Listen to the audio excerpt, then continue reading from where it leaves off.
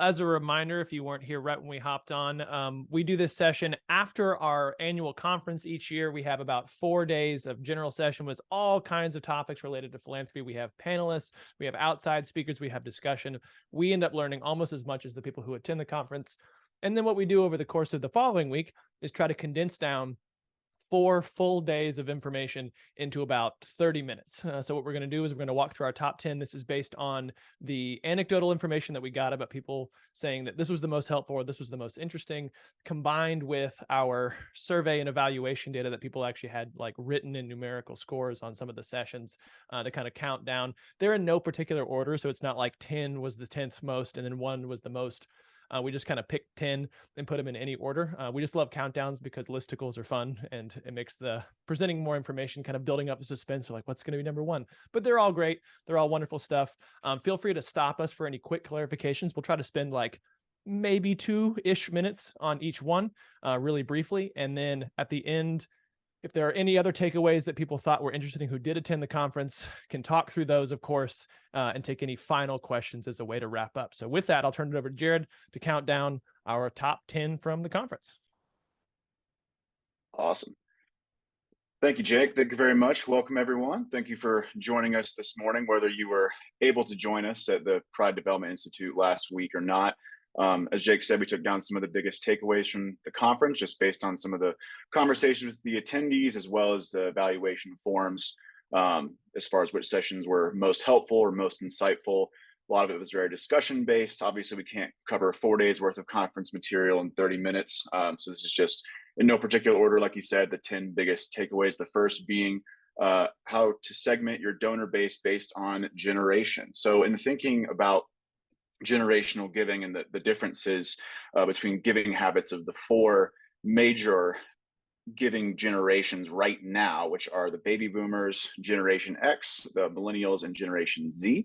The 2 major things we have to look at for each of them as far as segmenting your donor base is 1, their communication style, and 2, their philanthropic motivations. Now, we don't have time to go into quite as much detail on each, but starting with the baby boomers, the communication preferences generally are pretty old school. So face-to-face, as well as email and phone calls, as well as some paper mail. Generation X is a little bit of a unique generation that, statistically speaking, there are that age group that is comfortable with pretty much any type of communication. They're not as phone shy as some of the younger generations, and they are comfortable with both face-to-face and digital communication as well.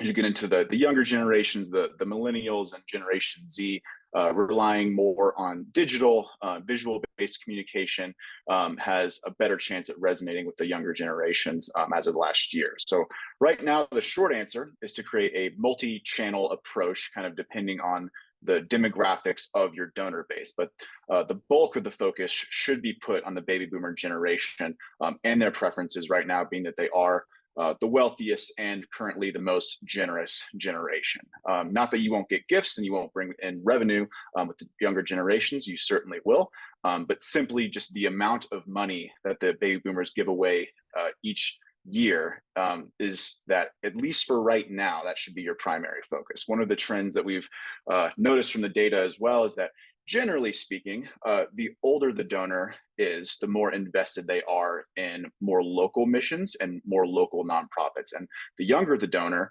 the more likely they are to donate to causes outside of their community, or even sometimes even outside of their country.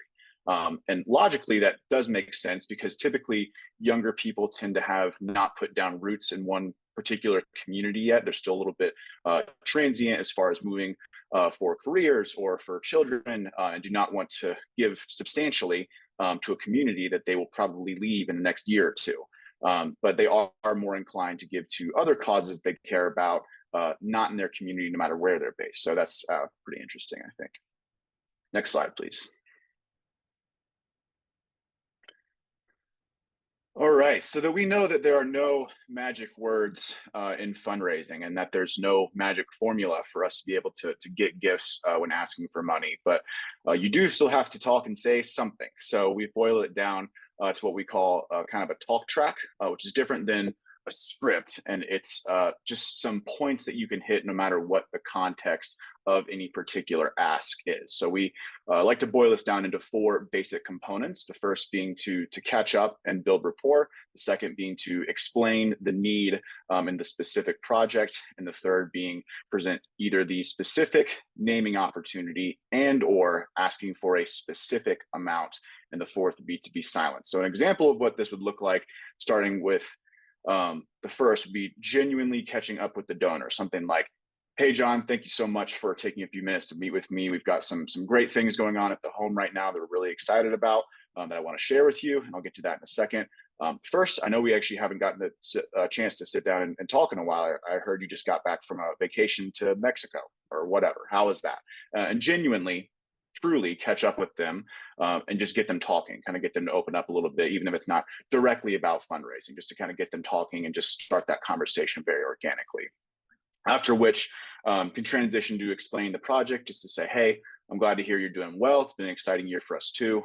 We've been able to raise X and Y and fully fund our Z, thanks to how generous our community has been so far. And coming up in the X time frame, we plan to launch a campaign, or maybe we've already launched a campaign to accomplish this goal, whatever your goal is. We plan to do that by raising X amount over Y years, and so far we're Z towards that goal. We plan, if we're able to reach the goal by 2026 or 2025, whatever your specific timeline is, that this is what it will mean for our community to be able to help these kids or fund this program or whatever your goal is. And then making the ask, one of the things that we covered at the conference that we've seen work really, really well is to present the ask as an offer rather than a request. So an example of that would be, so John, next month we're going to be opening up to the opportunity to name the XYZ building to the community for a $500,000 pledge. But before we do that, we wanted to offer it to you first. We thought of you first because of your family's connection to the organization.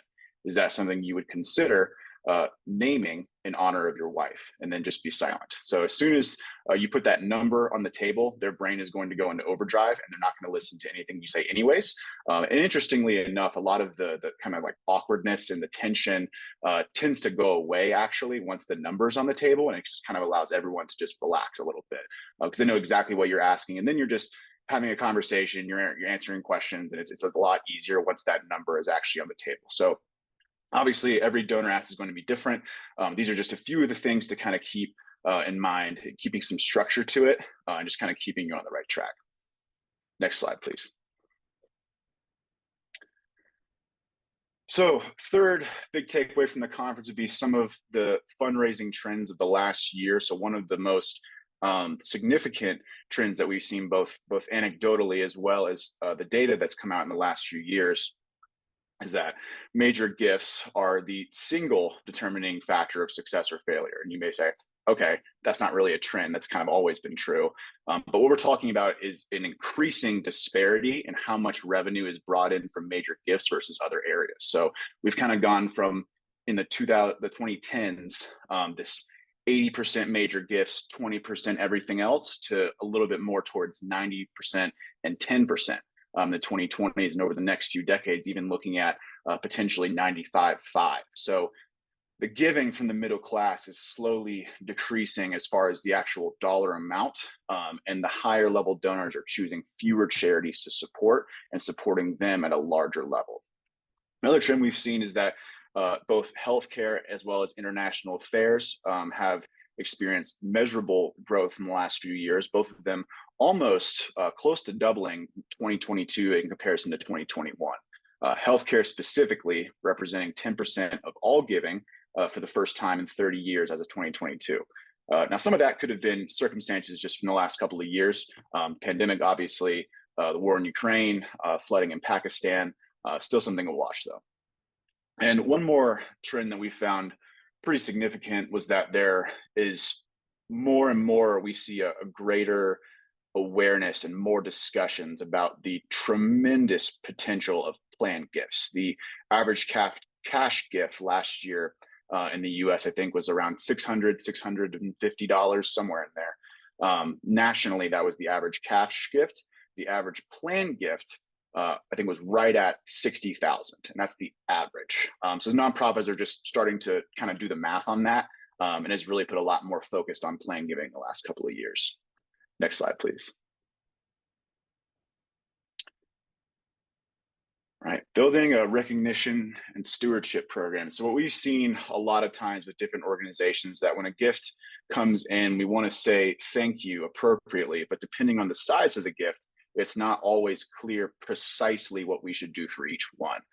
So what we have seen work is to take a little bit of time to create a stewardship program so that if any gift comes in at any size, there is a policy and a procedure in place for exactly what to do as far as stewarding that donor. So at $1,000 we do this, and then at $10,000 we do this, and at 50,000 we do X, Y, and Z, just to have specific procedures in place of what all to do in the way of stewardship when a gift of any size comes in, whether that be handwritten notes, a phone call from the development staff or the executive director, the CEO, a board member. Do you invite them to coffee? Do you invite them to a recognition event? Because you can't do everything with every donor who gives a gift of any size. So rather than be reactive when those gifts come in, having the stewardship program in place already allows you to say, okay, this person gave a $10,000 gift, which means they get a handwritten note that's personalized, a phone call from me just to say thank you, and we mail them a trinket with our logo on it for December, a Christmas ornament, or whatever,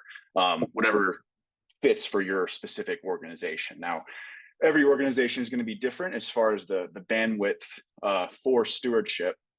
So while for some organizations a $10,000 gift might be pretty typical, for others that's incredibly substantial, and kind of depending on your availability of time to devote to this, you can have appropriate responses and tasks that you do to properly steward these donors. And I know that a lot of organizations have only really one person that really kind of wears a lot of hats and does basically everything. But even if you can devote 1 hour a week, or even 1 hour every other week, or whatever your availability allows, just a little bit, that is a fantastic investment in donor retention. It is far easier to devote a little bit of time to donor stewardship than it is to devote a lot of time trying to constantly find and churn new donors. So nationally, the average donor retention rate is less than half year to year. So doing the right things with stewardship really has a lot of potential for improvement, and you really have an opportunity to stand out, because it's not all that common that nonprofits will do stewardship the right way.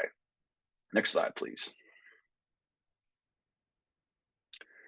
All right, shifting from an annual to a multi-year campaign. So right out the gate, there's a few major benefits from shifting to a multi-year campaign rather than an annual model. You increase your donor engagement and retention, as well as increasing your opportunity for sustained impact and growth, because what a campaign does a few things for you. It has a specific need, it creates a deadline to inspire action, and it has an emphasis on major gifts, and it also builds more awareness for the organization. So to be able to do this, though, you have to be very specific about our goals as far as a fundraising dollar amount, as well as a new thing that will exist if this money can come in, that will not exist if we continue with the status quo. The multi-year campaign model stretches the timeline out, which helps people in the way that if you have a focus on major gifts, then you can ask them to pledge that money over a 3-year period of the campaign. So let's say, for example, if you have someone who gives you $10,000 a year annually during a campaign, it probably wouldn't be inappropriate to ask for a $50,000 contribution. And you might think, no, that's 5 times more what they normally give. But if someone is giving you $10,000 already annually, if you are asking for something very specific that is very urgent with the timeline, as well as giving them 3 years to pay it off at whatever rate they choose, they can split it into multiple tax years. It's actually not that much more than what they are already giving to you every year. And in reality, if someone is giving $10,000 annually unsolicited, you could probably ask them for more than $50,000. That's just more to give you kind of just the example. The multi-year campaign also gives you time to truly thank and celebrate your donors at the end of your campaign. The wrap-up phase at the end allows you the chance to celebrate the people who contributed, as well as time to go back to the ones who are the not right now donors. if you need more gifts to kind of get you over the finish line for your goal towards the end of the campaign. And the context of going back to those people a year or even 2 years later makes a lot more sense in a campaign model. We tend to find that a lot of people want to rely on speed in fundraising, and not that we shouldn't be efficient and productive in fundraising and kind of our day-to-day tasks. But the reality is that it is a long game. And we do have to kind of take a step back and remember that we are on the donor's timeline and they are not on ours. So with that, I'll turn it over to Jake to take us through the next set of the top takeaways from our annual conference. All righty. Thanks so much. One of the most requested ones, obviously, was how to build a grateful patient or grateful family program. A lot of times our clients and constituents work for nonprofits where the recipient of the services might also be potentially the donor base. Obviously, this is not the case for everyone who maybe serves an underserved population or an indigent care population. But a lot of our clients are in the space where they may have wealthy people go through their system and be helped by whatever service their nonprofit provides. And this is just a way of ethically and appropriately and legally pipelining for that set of donors or that set of donor prospects you wouldn't normally have access to. Normally, to get in front of someone who could give a substantial gift, they have to know someone on the board or on your exec team or on one of your volunteer teams, or even know a donor who's already giving. You have to connect them through someone else. This is a program that you can set up just to create a new pipeline of donors that you would never have access to otherwise. And just to kind of walk through the basics of how to get it put in place. Again, this could be a 3-day session on its own, but just as a quick recap, first thing is to get buy-in from leadership and kind of explain, hey, if we have to be HIPAA compliant, which most of us do, especially if we work in the healthcare or healthcare adjacent space, here's how we are going to be HIPAA compliant. This is how a program set it up for healthcare nonprofits and human service nonprofits and social service nonprofits, all who at some level tend to be protected by the HIPAA laws. And here's how we can ethically navigate that to make sure that we're not in violation of those. So present the plan to leadership, get buy-in from your exec team, your board, your compliance officers, if you have them, and get that set up. The next main component is to build that system for collecting compliments.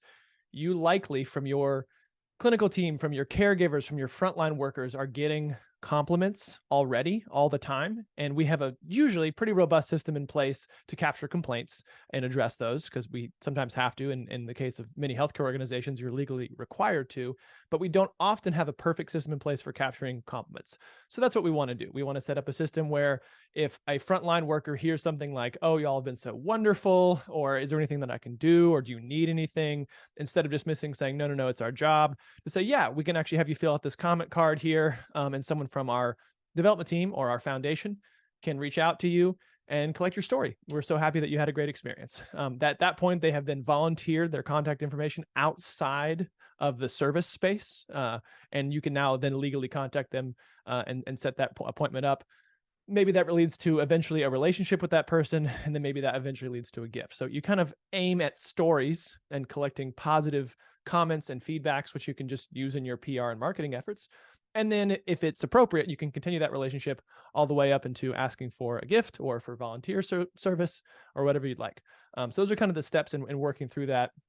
Once you've got that system in place for collecting those compliments, you just want to have some way of systemizing and collecting those cards each week, or if you're doing it electronically, figuring out a way to get those electronic compliments to you, and then just moving forward to hopefully create relationships with those prospects. Next slide. The next very, very popular session was the lessons learned in successful major gift asks. We had a fabulous group of panelists come up and talk about the 6 and 7, and I think one person even had an 8-figure gift, and just the process. What did you do right to get those massive transformational gifts? What were the best lessons that you learned, either from getting those gifts or being in a position where you had to ask for that size of gift and even get turned down? What did you learn? And kind of took away 5 key takeaways from those panelists. Maybe you had some additional ones past this, but these are the ones that were most reported. The first was just to be a good listener above all else. We love as fundraisers to come in and talk about how awesome our organization is. Like, we are this fabulous charity. We do amazing work for the community. It's all free, or it's way low cost, or, we tout all the things that we do, but we don't talk a lot about what maybe the donor wants, or we don't ask a lot of questions and we don't be a good listener all the time and kind of meet them where they are. So being a good listener as well as a good sales pitcher about your organization was number one. Number two was presenting the opportunity as an offer and not being pushy. So we're not trying to sell them anything. This is not a sales process. We're letting them know about the opportunities that are available, about how they can partner with us, and seeing if it's a good fit. And whether they say yes or no is not a reflection on us as a person or a charity or a fundraiser or a professional. Some people just don't have the right fit, and being pushy and telling them that they're wrong and they need to partner with us anyways is not productive or useful. And it may push you down to not even get a gift later down the road. So we want to be really, really careful, obviously, that we're presenting the offer as just an opportunity to join us, partner, walk alongside us, not trying to sell a product or sell them on a room or sell them on a project. The next is to learn the priorities of your donors, not just of your organization. We tend to be an expert in what our organization, our charity needs. We're not often an expert in what the donor needs. They may want to leave a legacy. They may want to demonstrate that giving is something that they should do for their family. They may want to partner and have fellowship with other like-minded individuals. They may just want a social group. Whatever they want, we should try to learn about it. And the best way to do that is just to ask, is to sit down and say, hey, here are the things that we're doing, but tell me about the things you like to give to, and why do you like to support those things, and what did you find meaningful about it? And ask those questions. It really helps that dialogue. It goes back to being a good listener, but what are the priorities of the donor, not just of the organization? The next is to be very specific in the amount that you ask for, not say, here's a menu of things that you can ask for, but specifically, John, we'd love to have you consider a gift of $25,000 or of $100,000 or even $1,000, whatever that amount is, being very, very specific and putting that number on the table, and making sure that, of course, they can adjust it if they want to give more. Sometimes they do, not very often. If they want to give less, they'll certainly tell us. But to come in with some sort of a number to say, we'd love to have you consider a pledge of this over this time period, and being very, very specific about that amount. And then the fifth and final being, people give because they want to connect, not because they feel like they have so much money that they need to give it away. Anyone who's giving to your organization is indicating that they believe in your mission and they just want to be a part of it. So the more that we can frame the ask and frame the relationship as something, as a medium and a means for them to do that, the more successful that will be. So definitely want to do it as a way to connect, not as a way to give away money. All right, next. Very popular session from our outside speaker at the Johnson Group was the Marcom. And if you don't know what that word meant, because I didn't know what that word meant until we started doing this session, it's marketing and communications kind of sandwiched into one word combo, or wombo, if you will. So Marcom is a new word that I learned. It's everything in the marketing and communication space. Some of the big takeaways from this session that we got as well is that small, consistent effort is better than a big, focused social media blast. We tend to do a whole lot around like the holidays or a whole lot around Giving Tuesday, or we say, we're going to focus on social media this week. And we know that that's not the most time-efficient method, and it's certainly not the most dollar-efficient method. We want to do a little bit of social media, whatever we think we can fit into every single week, whether that's 10 minutes or 30 minutes, spread out across year or even multiple years, as opposed to doing a whole bunch. We know that Giving Tuesday is very popular, but still less than 0.5% of annual giving online comes from Giving Tuesday. So people are still giving all year long. Giving Tuesday is a nice little push, and you do need to be out there, but not to overemphasize the use of social media, and saying, what can we do that's very manageable, and taking our team size into account in terms of both social media and e-newsletter, all of our online presence. Just having a great website is probably 80% of the battle. And then just kind of even effort over much time instead of great effort that comes in bursts, much more effective. The next was using the right medium for the right content. We know that things are split up demographic wise. Things are split up in terms of LinkedIn is for people who are looking for these things. Facebook is for people who are looking for these things. Each of these platforms, the platform servers, whether that be Meta or LinkedIn or Elon Musk, all have a designed idea and a designed purpose in mind for their platform. And the better that we can work within those different content media, the more successful we're going to be. Like if we're putting infotainment type content on LinkedIn, it's not going to get as much traction as if we put it on YouTube. If we're putting text-based stuff on Facebook, it's not going to get as much traction as it's going to on Twitter, that sort of thing. So just knowing what types of medium are successful, and just customizing it around the platforms. You don't have to be on all 5 social networks. Pick one or maybe 2 that you know your content's going to be successful in, and just do that consistently. Don't say, oh, we have to do this whole social media overhaul where we have to put all this content and share it across all 5 platforms. There are automatic services, and people say, oh yeah, you can just sign in on Buffer or Hootsuite, or there's a million, companies that do this, and just say, you post this photo, we'll automatically post it to all your social networks for you. You pay us $12 a month per account, and we'll post it everywhere for you.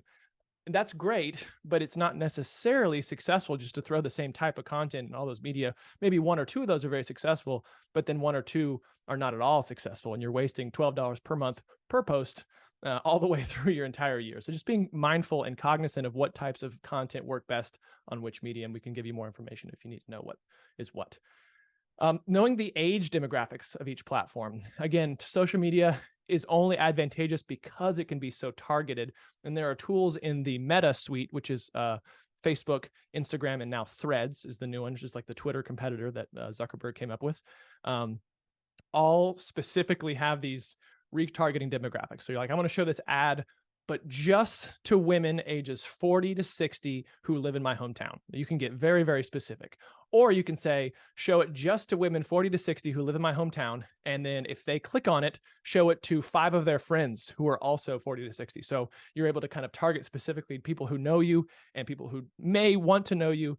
And if you have a certain age demographic that tends to interact with your post, you'll know who those are, and you can follow them around the internet. It's almost creepy in how much the social media can stalk us in terms of how much it knows about us and what we like. And we can use those tools to get information in front of people. We're not going to sell multi-million-dollar gifts doing this, but if we're going to get our Marcom initiatives to be pushed out, we might as well do it in an optimized way.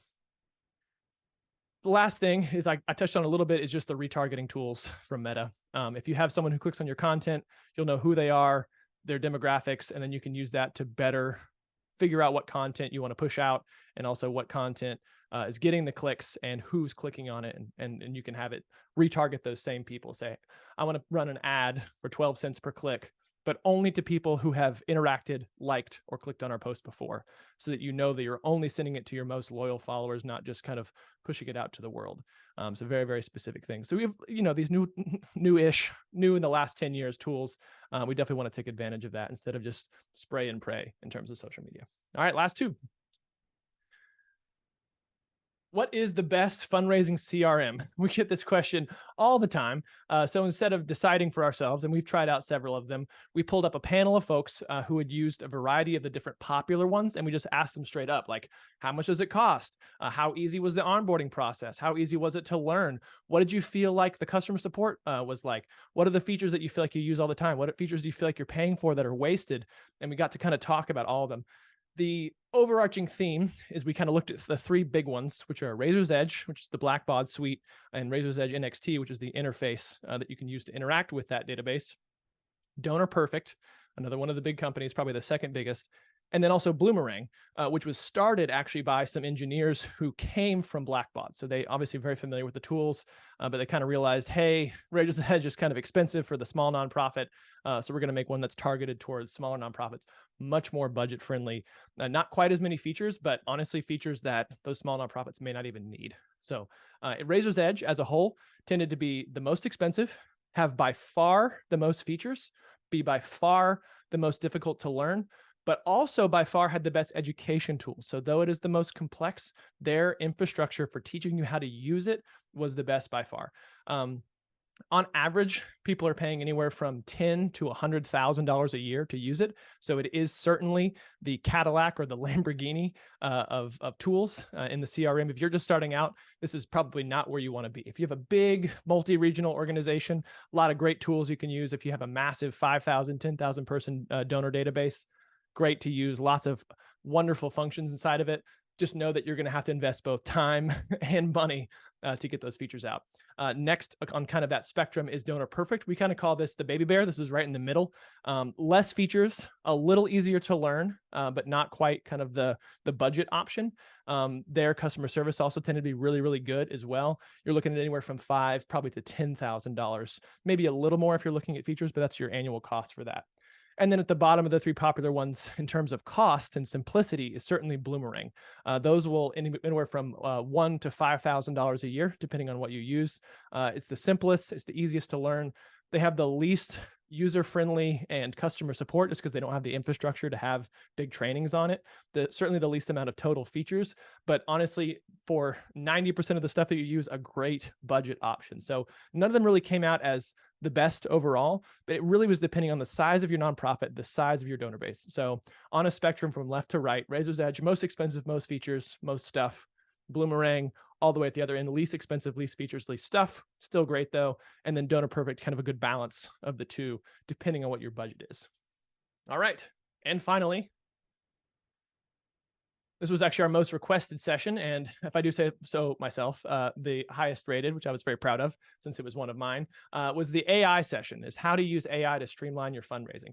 Feels like AI has entered the conversation to every single industry and everybody's talking about it. So what we did is we tried to distill down what are some of the things that we can actually use that are either zero cost or very low cost to streamline our fundraising. Like, it's great to learn a new tool, but I'm looking for time savers here. What can I do that is actually useful right now, today, that I don't have to spend a lot of time learning how to use, that I can just right now start and do it? So we know things like ChatGPT are phenomenal and have gotten really, really powerful in the last year in terms of its text generation and analytical abilities. So if you can use AI, we would recommend starting with ChatGPT. You can go to openai.com and get an account for free. There's a paid version for $20 a month. This is not sponsored, just letting you know that we use this all the time for our clients to help them create documents and copy and letters. It is very, very strong at this. Our kind of general rule of thumb for AI is if you're creating any kind of text, whether that's a donor response letter, a social media post, a donor newsletter, if you're crafting a long response to an email, start by asking GPT to write it for you and then be an editor. What we don't want to do is have it write it straight up and then immediately hit send. It's not going to quite yet hit the nuance that we want it to. It's not perfect. It's very powerful. It's not perfect. It's not entirely human yet. Maybe give it another year. We'll see. We'll do the session again probably next year and let you know. But what you want to do is use it always as a jumping off point. So instead of being a writer, you are now an editor. If you write grants, have it write the whole thing for you and then go back through and edit what you need to. If you're writing fundraising appeals or donor letters or year-end letters, have it write the entire thing for you and then go in and make the small edits that you need. Again, this is not about having you do your work for you. It's like using a tool. The way that we can compare this into kind of like tools of history is, say you need to write a letter. The original way to do that was like a pen or like a quill and ink or a fountain pen. And how many letters can you write that way? Well, not very many. It takes forever. It's like, well, now there's this thing called the typewriter. Now you can type much faster. I can make 5 times the letters. Amazing. Well, then now there's this new thing called Microsoft Word on the computer in Windows 95. And now I can type and print out 5, 10, 50, 100 versions of the same letter so much faster. And now we have one more advanced tool in that same sequence where it can write 5, 10, 50, 100 customized letters with specific information about donors at the same rate. So again, it's not doing the work for us. It's just an incredibly powerful tool that's mostly a time saver for us. We definitely want to start there. The second thing being, of course, if you're generating ideas, start with AI. Had a wonderful example of this yesterday with a client. They say, hey, we want to do some planned giving and estate giving seminars for our constituency, for our planned giving team, and we want to spread them out throughout the year. But we need some ideas. I'm happy to present on whatever topic. These are experts in the planned giving field. So we have CPAs and CLUs and real estate attorneys and tax attorneys and financial planners. So they have the expertise, but they're like, tell us what you want us to talk about in these articles, in these seminars, in these webinars. So we went to ChatGPT and we said, hey, give us 50 ideas. We're an estate planning committee for this nonprofit. We're located in this city. Our mission is to do this. Give us 50 ideas of things people might be interested in. So it immediately dumped out 50 ideas. They were all beautiful ideas.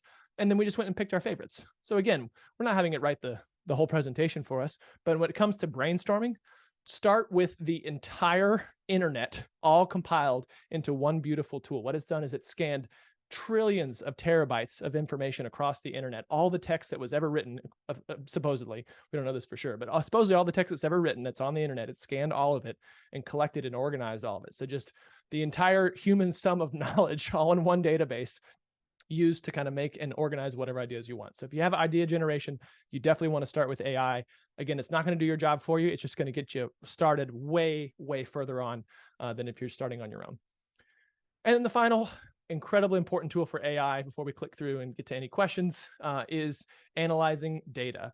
You can drop in photos, you can drop in Excel spreadsheets, and you can say, hey, find 5 trends for me in this data. And it will go through and do this. So what we've seen a lot of our clients do is download the CSV files from their donor database and just dump the whole thing into ChatGPT and say, show me some trends, or what am I missing? Or what are some common things about donors? What do all of our major gift donors have in common? What do all of our consistent donors have in common? And it'll just tell you, hey, based on the data, they all seem to be above the age 55. Or based on the data, all of them attended your event last year, or whatever. You learn these insights that you could find on your own if you comb through your own database, but it's really hard, and you can get them much more instantaneously by popping it into GPT. Now, there are other video and photo and all these other tools, but where it's really powerful right now for nonprofits is text generation, idea generation, and text and idea analysis. So please use it. If you want additional information on how to do that, we'd be happy to walk you through some of the advanced tools. So that's our top 10. We're at time right now. So I wanted to open up for any final questions, and then we will get out of here.